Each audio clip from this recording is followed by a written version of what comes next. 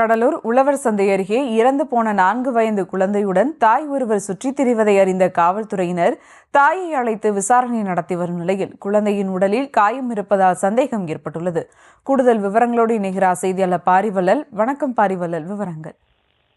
சுபா, கடலூர் மாவட்டம் சிதம்பரம் அருகே உள்ள ஆடூர் நகரம் பகுதியைச் சேர்ந்தவர் பாலமுருகன். இவரது மனைவி பச்சையம்மாள்.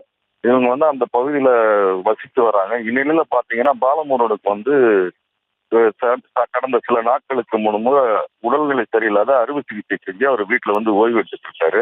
இந்நிலையில பச்சையம்மாளின் சித்தப்பா மகன் ஜீவா என்பவர் திண்டிவனம் அருகே இருக்கிறவரு. உடல்நிலை சரியில்லாத நீங்க இங்க இருக்கிறதால உங்க குழந்தைகளையும் மனைவி நான் என்னுடன் அடித்து சென்று தனது இல்லத்தில் வைத்து பார்த்துக் கொள்வதாக அவர் நேற்று கூட்டிட்டு போயிருக்காரு.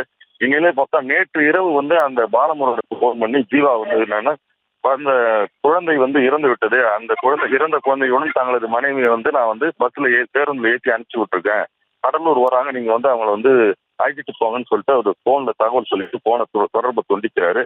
இந்நிலையில அவங்க பாலமுருகன் தனது மனைவி கடலூர் பேருந்து நிலையத்திலிருந்து நேற்று இரவு முதல் தேடி பார்த்திருக்காங்க.